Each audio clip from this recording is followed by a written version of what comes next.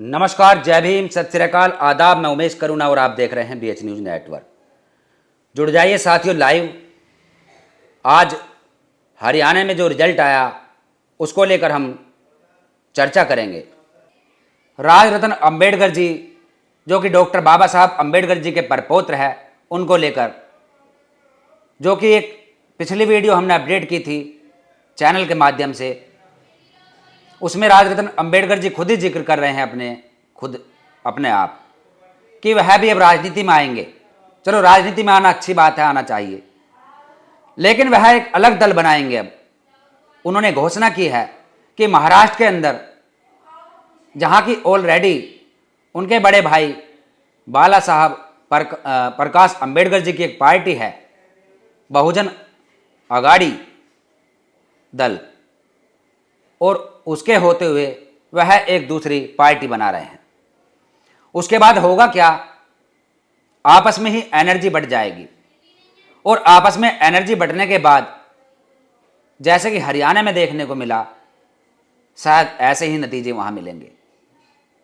क्योंकि समाज के अंदर जो आज देखने को मिल रहा है वह यह मिल रहा है कि सभी राजनीति करना चाहते हैं, करनी भी चाहिए, लेकिन उसके बाद अलग अलग दल बनाकर करना चाहते हैं। ये सबसे बड़ी विडंबना की बात है। सब एक छत के नीचे नहीं आना चाहते, क्योंकि सबको अपनी मनमानी चलानी है और अपनी ढपली, अपना राग सभी को यहाँ पर बनाना है।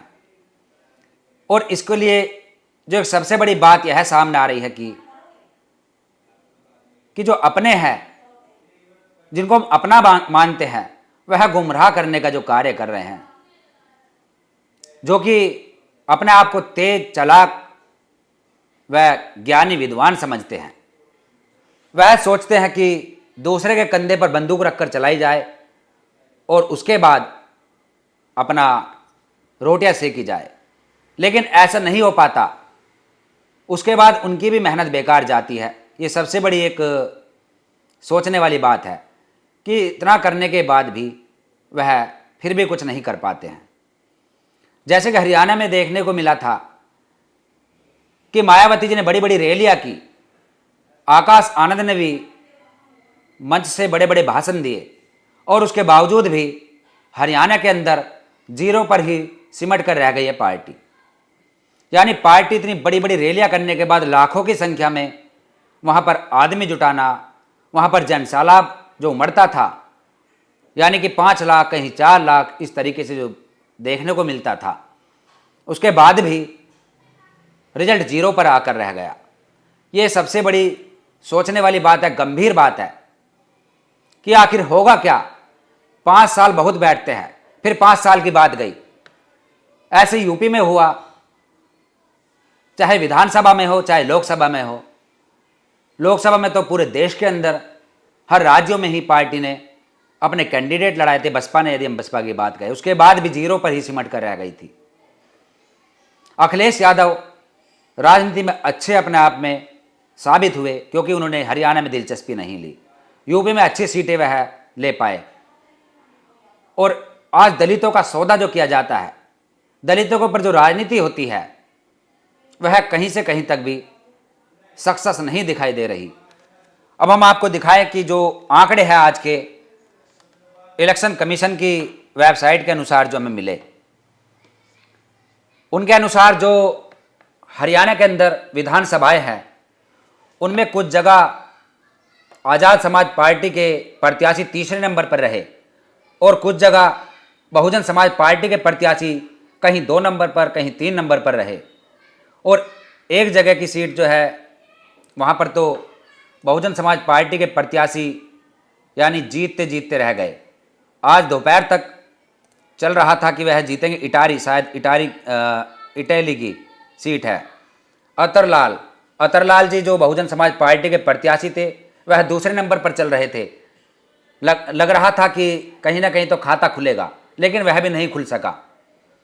वहाँ पर भी वह दूसरे स्थान पर रहे और मात्र 3085 वोट से वह हार गए। और आरती सिंह राव वहाँ चुनाव जीत गए उनके सामने, जो कि पहले दूसरे स्थान पर चल रही थी, बीजेपी की प्रत्याशी थी। यानी इस तरीके का जो आज समीकरण देखने को मिला उससे हम यही कहेंगे कि बहुत हालात ख़राब है, परिस्थिति बहुत ही विपरीत है। जैसे कि और बहुत सारी सीटें थी। सबसे अच्छी बात यहाँ पर यह रही कि विनेश फोगाट जो कि राष्ट्रीय खिलाड़ी कुश्ती की, जो ब्रजभूषण के खिलाफ एक बड़ा आंदोलन भी किया था उन्होंने, उनके साथ जो ज्यादती हुई थी उसको लेकर वह आंदोलन किया था दिल्ली के अंदर, और उसके बाद वह चुनाव जीत गई है। यह बहुत अच्छी बात रही कि महिला सम्मान के लिए उनका जीतना जरूरी था और वह जीत गई। जुलाना सीट से जो उन्होंने वोट हासिल किए, उन्होंने वोट हासिल किए 65,080, और बीजेपी के जो कैंडिडेट को उन्होंने हराया, योगेश कुमार को, उन्होंने किए है 59,065, यानी कि 6,015 वोट के अंतराल से विनेश फोगाट ने जीत हासिल की है। बहुत बड़ी बात है, यह बहुत ही मान सम्मान की बात रही। और दूसरा जो हमें दुख है वह है हर्ष छिकारा का। हर्ष छिकारा जो कि एक सामाजिक कार्यकर्ता है, जो कि हरियाणा के अंदर बहुत ही मुखर आवाज़ उठाते हैं, ख़ास तौर पर दलित पीड़ित जो महिलाएं उनकी आवाज़ उठाते हैं, उन बच्चियों की शादी कराते हैं जो बच्चा गरीब होती है। लगभग हज़ारों शादियाँ जो कि सोशल मीडिया के माध्यम से हमने देखा, हज़ारों शादियाँ, हज़ारों भात वह भर चुके हैं। काफ़ी अच्छा उनका वहाँ पर जनाधार है। और उसके बाद वह जो था चुनाव हार गए, काफ़ी दुख की बात। तीसरे नंबर पर है। और इंडिपेंडेंट यानी कि निर्दलीय वह चुनाव लड़ रहे थे। हर्ष छिकारा तीसरे स्थान पर रहे हैं और उनको वोट मिली है मात्र 14,761, और बीजेपी के कैंडिडेट वहाँ जीते हैं जिनको 57,055 वोट मिली, और 10,000 का ही अंतर रहा। यानी कि कांग्रेस और बीजेपी में 10,000 का अंतर रहा और 14,000 हर्ष छिकारा ले गए हैं। यानी हर्ष छिकारा यदि चुनाव कांग्रेस उनको लड़ाती तो जीत जाते, या कांग्रेस के प्रत्याशी का समर्थन यह करते तो कांग्रेस का प्रत्याशी जीत जाता, जगबीर सिंह मलिक, जिसको 46,626 वोट मिली है और 10,429 वोट का अंतराल, इतना अंतर रहा। हर्ष छिकारा चुनाव हार गए। हो सकता है भविष्य में कभी दोबारा चुनावी मैदान में अच्छा प्रदर्शन दिखाए और जीत जाए। और वहीं आज़ाद समाज पार्टी के कुछ उम्मीदवार तीसरे स्थान पर रहे। जैसे कि हम बात करेंगे, चलो हम बात करते जो कि हमने देखा पलवल की सीट, पलवल 84। पलवल में क्या दशा रही? पलवल में आज़ाद समाज पार्टी का जो उम्मीदवार था हरित कुमार, एएसपी कांशीराम जी पार्टी से, हरित कुमार तीसरे स्थान पर रहा। 2578 वोट इन्होंने हासिल की। और पहले स्थान पर जो जीता है वह जीता है भारतीय जनता पार्टी का प्रत्याशी गौरव गौतम, और सेकंड पर रहे हैं कांग्रेस, करण सिंह दलाल सरनेम इनका, यह दूसरे स्थान पर है। और चौथे स्थान पर रहे हैं 2540 बहुजन समाज पार्टी के प्रत्याशी अभिषेक देशवाल को मिले हैं। यानी 2578 कांशीराम को, आज़ाद समाज पार्टी कांशीराम को, और 2540 बीएसपी को। और वहीं यदि हम नीचे चले, नीचे दिखाना जरूरी है क्योंकि बहुत सारी पार्टियां और भी है, छोटे छोटे दल, जिसमें एक है सबसे नीचे दिखाया यदि भारत जन जागरण दल, इनको मिले हैं वोट 39। फिर आते हैं गोपाल दत्त समता पार्टी, इनको मिले हैं वोट 68। उसके बाद आते हैं रामपाल, इनको वोट मिले हैं 78 वोट मिले हैं रामपाल जी को। यानी कि 100 वोट का आंकड़ा भी इन्होंने नहीं पार किया। परिवार की वोट या इनके समर्थकों की वोट कहाँ गई इसका कोई नहीं पता। यह है बहुजन जनता दल खोड़ावाल जी की पार्टी, जो कि हमारे साथी हैं, उनकी पार्टी, उन्होंने पार्टी बनाई थी अभी। तो उसके बाद आते हैं Satbir Singh, Akhil Bharatiya socialist party, 95 vote इनको मिले हैं। उसके बाद आ जाओ इंडिपेंडेंट, यानी कि निर्दलीय प्रत्याशियों को फिर भी 100 से ऊपर मिले हैं, 124। फिर मिले हैं 141, फिर मिले हैं 326, ये हम नीचे से दिखा रहे हैं। फिर मिले हैं 638, फिर मिले हैं 1116, हाँ ये मिले हैं शिवदत्त, यानी कि, और बहुजन समाज पार्टी को मिले हैं 2540 वोट यहाँ, और आज़ाद समाज पार्टी को मिले 2578, जो हमने बताया आपको तीसरे स्थान पर रही है असपा। यानी कि ये स्थिति है फूट डालो राज करो। और जो योगी आदित्यनाथ जी का एक भाषण पिछले दिनों काफ़ी सुर्खियों में था, बटोगे तो कटोगे, ये बात यहाँ पर सटीक बैठती है कि बटो जितना बट सको और कटो, और समाज को इसी तरह गुमराह करते रहो। और समाज का जो पतन हो रहा है, जो समाज पर अत्याचार रुकने का नाम नहीं ले रहे, जैसे कि अभी हाल फिलहाल की 4 दिन पहली घटना अमेठी से आई। अमेठी के अंदर जो एक परिवार के 4 सदस्यों की हत्या की गई, नरसंहार किया गया, बच्चे तक को भी नहीं छोड़ा गया। और जो परिवार के मुखिया थे वह एक जबकि अध्यापक थे, यानी कि सरकारी नौकरी पर होते हुए भी इतनी बड़ी उनके साथ ज्यादती हुई। तो ये स्थिति है आज समाज की। बटोगे तो कटोगे योगी जी का, हालांकि ये कहना था एक यानी कि जिहाद को लेकर, जिहाद की बात करते हैं, हिंदू मुस्लिम को लेकर सांप्रदायिक बात थी, लेकिन ये यहाँ पर समाज में आपस में ही सटीक बैठती है कि बटोगे तो कटोगे, यही हाल हो रहा है। वहीं हम बात कहे, कुछ अपने तजुर्बे, एक्सपीरियंस आपके सामने रखे तो बेहतर होगा कि एक एनर्जी जो होती है हमारी, जो हमारी ऊर्जा होती है, समाज की ऊर्जा, वह बढ़ती हुई दिखाई देती है। और जब जब वह बढ़ती है, जब जब यही हाल होता है। यानी यदि ऊर्जा की हम बात कहें, बहुजन समाज पार्टी की एक बड़ी ऊर्जा है, बड़ी ताकत है। उसके बाद आते हैं हम अभी जो नई पार्टी बनाई थी सांसद चंद्रशेखर आज़ाद ने, मान्यवर साहब कांचीराम जी के नाम पर, आज़ाद समाज पार्टी कांचीराम, उसमें भी एनर्जी है, लेकिन बसपा के सामने कम एनर्जी है।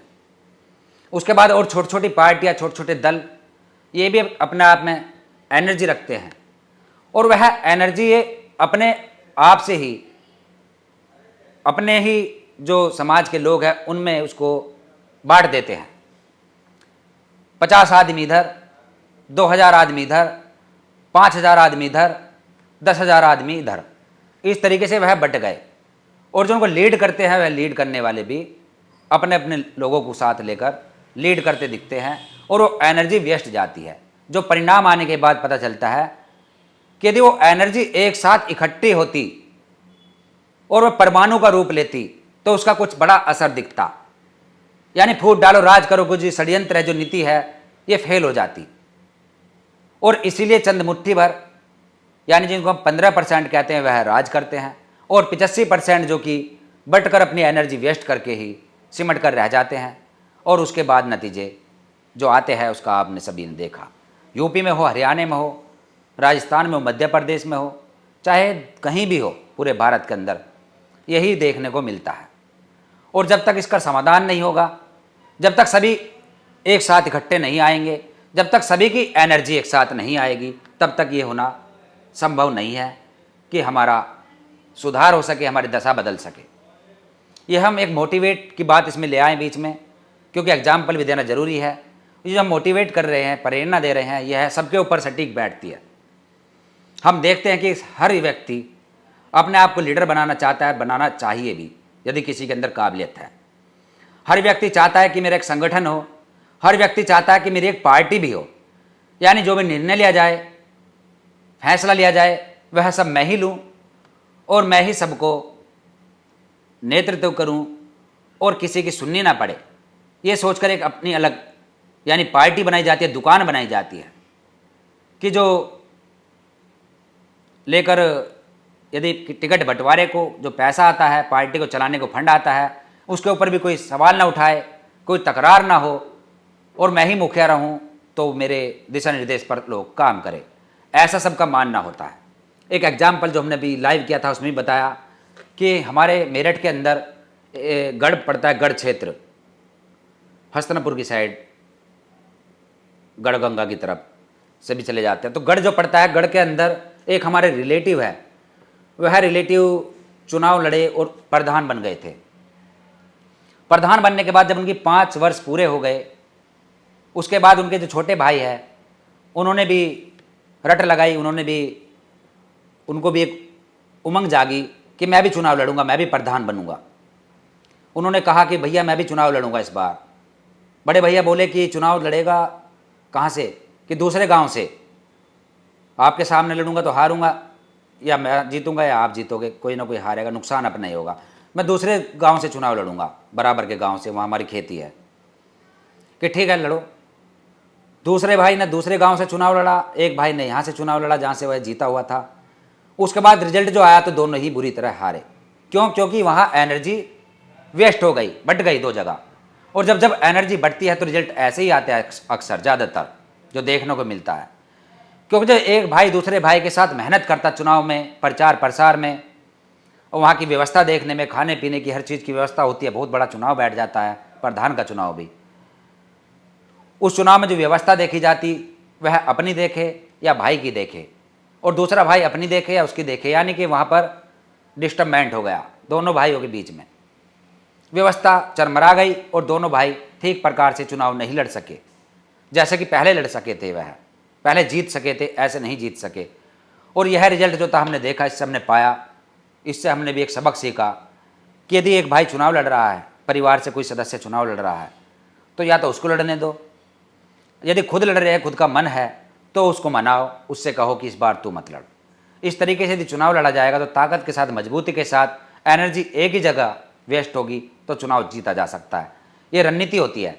और दूसरी जो हमने देखा राजनीति के अंदर, जो पार्टियां बनाई जा रही है, पार्टियां बना सकता है कोई भी, बना सकता है, मैं भी बना सकता हूं, आप भी बना सकते हैं, संगठन कोई भी बना सकता है, ज़्यादा बड़ी बात नहीं होती है, ना ही कोई ज़्यादा खर्चा आता है, ना ज़्यादा मशक्क़त करनी पड़ती है, क्योंकि इंटरनेट आज के समय में सबकी मर्ज़ की दवा है।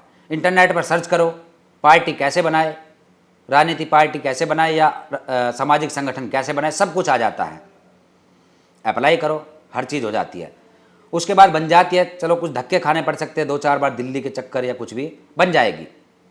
2-4 5-4 आदमी सभी के साथ जुड़े होते हैं, चलो वो भी जुड़ जाएंगे। उसके बाद उसको मुकाम तक पहुंचाना, उसको चलाना, उसके साथ जो फंडिंग करना, ये सब चीज़ें करना, ये बात आकर यहाँ कमज़ोर पड़ जाती है। कोई विश्वास करेगा या नहीं करेगा, हमारे अंदर काबिलियत है नहीं है, कोई समझेगा नहीं समझेगा, ये सवाल खड़े होते हैं। और यहाँ पर आकर बहुत सारी पार्टियों का हमने पतन होते देखा, बहुत सी पार्टियों को हमने उदय होते हुए देखा। क्या उनमें अंतर रहा, इन पर हमने रिसर्च किया तो हमने देखा कि हर आदमी कामयाब नहीं होता। कामयाब वह होता है जो कुछ अलग करता है। और ऐसे ही पार्टियां बना लेते हैं लोग, उसके बाद में जो अंजाम होता है उसका वह कभी सोचते नहीं, प्लानिंग नहीं करते, बस बना लेते हैं। मैं भी बना सकता हूँ, आप भी बना सकते हैं पार्टी। मेरे पास भी कुछ लोग हैं, समर्थक हैं जुड़े हुए, अपनी बस्ती के, अपने आसपास के लोग। सबसे पहले हम उन लोगों को ही समझते हैं कि वे ही कुछ है। यानी यदि हम किसी बात की शुरुआत करते हैं, सबसे पहले अपने घर से करते हैं, परिवार से करते हैं, फिर बस्ती में निकलते हैं, मोहल्ले में निकलते हैं। यदि स्टेप बाय स्टेप ऐसे कार्य किया जाए तो कुछ अहमियत बनती है। लेकिन ऐसा हम कभी नहीं करेंगे, क्योंकि पार्टी बनाना एक बहुत बड़ा नुकसान है समाज का। समाज की नज़रों में गिर जाते हैं, समाज गलत नज़र से देखता है, गालियाँ भी मिलती है। यदि किसी का एक आध का तुक्का लग जाए तो उसका भी फ्यूचर कोई ज़्यादा लंबे समय तक नहीं चल पाता है। ऐसा हमने अक्सर देखा है।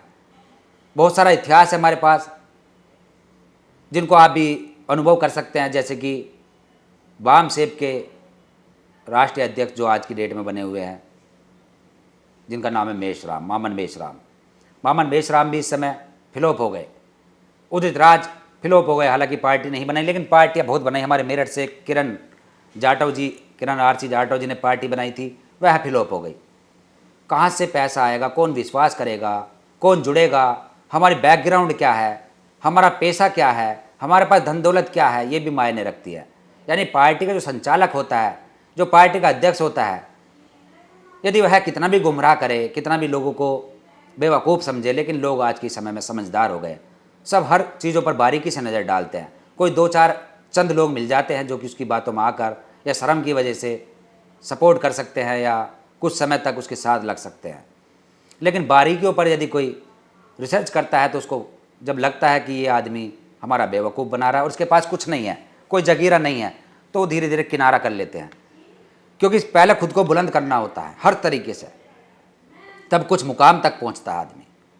लेकिन शॉर्टकट रास्ते से सपने देखकर कि सब हमारा साथ देंगे, हमारा सब फंडिंग करेंगे, हमारे सब साथ कंधे से कंधा मिलाकर चलेंगे, ये सपने देख लेते हैं और उसके बाद ऐसा कुछ धरातल पर नहीं दिखाई देता।